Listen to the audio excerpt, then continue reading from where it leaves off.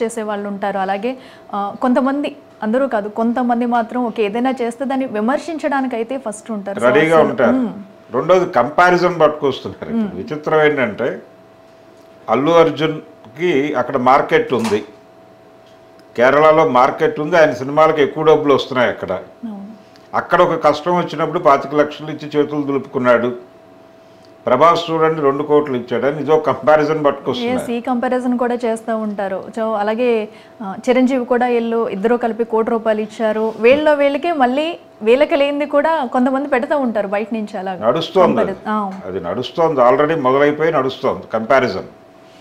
ఈ కంపారిజన్ కూడా తప్పే, ఎవరి స్పందన వారిది. ఇచ్చారా లేదా అంతవరకే తప్ప ఎంత ఇచ్చారు అంత ఇచ్చారు, వీళ్ళ సంపాదన ఎంత, ఆడిటింగ్ చేయడానికి వీళ్ళెవరు? వీళ్ళేమో ప్రొఫెషనల్ ఆడిటర్లు కాదు కదా. 100 కోట్లు తీసుకుంటున్నాడు లేకపోతే 1000 కోట్లు తీసుకుంటాడు, అది ఆయన పర్సనల్ వ్యాపారం. పుష్పకి ఆయన 100 కోట్లు తీసుకున్నాడు కదా, ఇలా మాట్లాడుతున్నారు అల్లు అర్జున్ గురించి, చిరంజీవి గురించి. ఈ మాట్లాడే వాళ్ళందరూ కలిసి ఎంత ఇస్తున్నారు అనేది చూడాలి ఇక్కడ. అంటే ఇచ్చేవాళ్ళని ట్రోల్లోకి పట్టుకురావటం వలన భవిష్యత్తులో ఇవ్వదలుచుకున్న వాడిని కూడా డిస్కరేజ్ చేయటం అవుతుంది. అంటే ఈ ట్రోలర్స్ కల్చర్ ప్రమాదకరంగా తయారవుతుంది. అంటే ట్రోల్ చేయటానికి ఏదైనా సరే ట్రోల్ చేయొచ్చు, పాజిటివ్ ఆర్ నెగిటివ్. పాజిటివ్గా ఎవరైనా ఏదైనా యాక్టివిటీ చేపడితే ఇతను ఈ మేరకే పాజిటివ్గా ఉన్నాడేమిటి అని అనటానికి వీళ్ళ దగ్గర స్కేల్ ఏమిటి, కొలబద్ధం ఉంది దానికి. ఎవరి స్పందన వారిది. నువ్వు ఓపికంటే దండం పెట్టు, లేదంటే వదిలేసాయి, ఆ విషయం మాట్లాడకు, నీకు ఇష్టం లేకపోతే మాట్లాడకు. కానీ ఎందుకు ఎంటర్ అయ్యి అనవసరంగా వీళ్ళు కంపారిటివ్ స్టడీ చేసి ట్రోల్ చేస్తున్నారు అనేది ఒక్కటే బాధాకరమైన విషయం తప్ప, తెలుగు పరిశ్రమ నుంచి ఇంకా డైరెక్టర్లు, నిర్మాతలు కూడా స్పందించాల్సినటువంటి సందర్భం ఇది. ఎందుకంటే మన వాళ్ళు అవుట్డోర్ అనగానే ఇమ్మీడియట్గా కేరళకు వెళ్ళిపోతారు. ఎందుకు? గ్రీనరీ ఉంటుంది, అలాగే అక్కడ ఉండేటువంటి లొకేషన్స్, న్యాచురల్ లొకేషన్స్లో వీళ్ళు సెట్స్లో ఎఫెక్ట్ కంటే కూడా, విఎఫ్ఎక్స్లో ఎఫెక్ట్ కంటే కూడా అది బెటర్ అవుతుంది. రెండోది కళ్ళకి రిలీఫ్ ఉంటుంది, ఆడియన్స్ కళ్ళకి రిలీఫ్ ఉంటుంది. న్యాచురల్ లొకేషన్స్లో సినిమా వెళ్ళినప్పుడు, సెట్స్లో వెళ్ళినప్పుడు ఉండేటువంటి రిలీఫ్ వేరు, విఎఫ్ఎక్స్లో ఉన్నటువంటి సినిమా చూస్తున్నప్పుడు కలిగేటువంటి స్ట్రైన్ వేరు.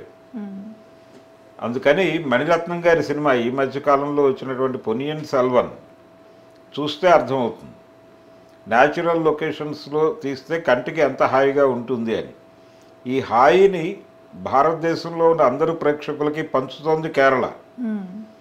అందుకని సినిమా పరిశ్రమ నుంచి, అన్ని ప్రాంతాల నుంచి, అందరూ ఆర్టిస్టుల నుంచి ఒక స్పందన కోరుకుంటోంది. ఇప్పుడు ఒక దుఃఖంలో ఉంది కేరళ, కాబట్టి ఆ దుఃఖాన్ని ప్రతి ఒక్కరూ పంచుకుని ఆదుకోవాల్సినటువంటి అవసరం ఉంది. ఈ కంపారిటివ్ స్టడీలు గందరగోళం చేయకుండా మరికొంతమంది ముందుకొచ్చి వాళ్ళని ఆదుకోవడానికి మార్గం చూపించేదిగా ఉండాలి స్పందన అనేది. సో అలాగే ప్రధానంగా ప్రభాస్ గురించి చూసుకుంటే, సో ప్రభాస్ ఒక్కడే కాకుండా అలాగే వాళ్ళ పెద్దనాన్నగారు కృష్ణంరాజు కూడా ఇప్పుడు మొగల్తూరులో ప్రతి ఒక్కరికి కూడా అన్నదానం చేయడం, ఎవరు వచ్చినా సరే లేదనకుండా కంపల్సరీ ఫుడ్ పెట్టే పంపిస్తారంట.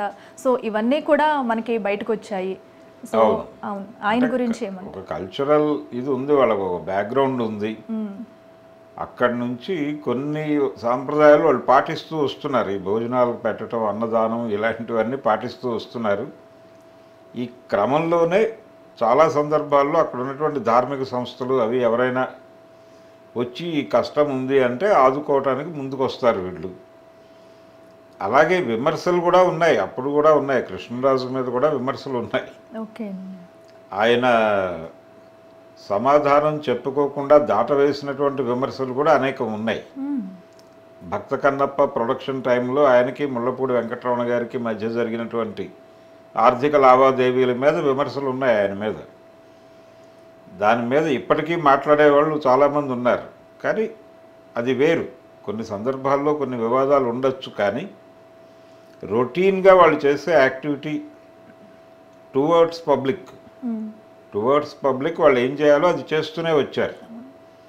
దాన్ని ప్రభాస్ కూడా కొనసాగిస్తున్నాడు ఇప్పటికీ. ఇప్పటికి కూడా కాబట్టి ఒక ట్రెడిషన్ కొనసాగించడం అనేది ఏ రూపంలో జరిగినా, అది రాచరికం పేరుతో జరిగినా మరొక పేరుతో జరిగినా, జనాలకు మంచి జరుగుతున్నప్పుడు అభినందించడమే మంచిది. అవును సార్. దాని మీద క్రిటిసిజంకి వెళ్ళటం తప్పు. ఈ కల్చర్ మారితే ప్రస్తుతం మనకి, ఎందుకంటే సోషల్ మీడియాలో ప్రతి ఒక్కరు చాలామంది యాక్టివ్గా ఉంటున్నారు.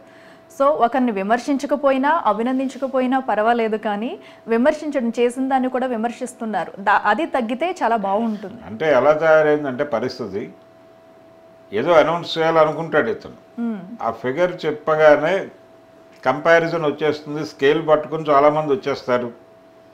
అదేమిటి ఇతను 25 కోట్లు ఇవ్వటం ఏమిటి, ఎవరో హాలీవుడ్ నటుడు 100 కోట్లు ఇస్తే ఇలాంటి కొలతలు వచ్చేస్తాయి. ఇవి ఫస్ట్ ఉంటాయి. ఈ కొలతల గొడవలోకి ఎందుకు ఇరుక్కోవాలి మనం అని చాలామంది సైలెంట్ అయిపోయే ప్రమాదం ఉంది. అందుకని ఈ ట్రోలర్స్ వలన జరిగే ప్రయోజనం కంటే కూడా నష్టం ఎక్కువ ఉంది. అందుకని దీని మీద కొంచెం ప్రత్యేకంగా దృష్టి పెట్టాల్సిన అవసరం ఇప్పుడు కనిపిస్తోంది, ప్రధానంగా ఇలాంటి సందర్భాల్లో. ఓ పక్కన అక్కడ జరిగిన విషాదాన్ని జాతి మొత్తం వాళ్ళని ఓదార్చడానికి కదులుతున్నటువంటి సమయంలో డిస్క్రైబ్ చేస్తూ ఎవరు ఒక్క మాట మాట్లాడినా తప్పేది. అవసరమైతే మనల్ని వాళ్ళని ఇంకా ఎంకరేజ్ చేయడానికి ముందు ఉండాలి తప్ప డిస్కరేజ్ చేసే వాళ్ళు కూడా తగ్గిపోతారు. ఎంకరేజ్మెంట్ అక్కర్లేదండి, అసలు ఆయన పొగడక్కర్లేదు, తెగడక్కర్లేదు, అసలు మాట్లాడకుండా సైలెంట్గా ఉంటే చాలు, ప్రపంచం దానంతరం అది ముందుకు వెళ్తుంది.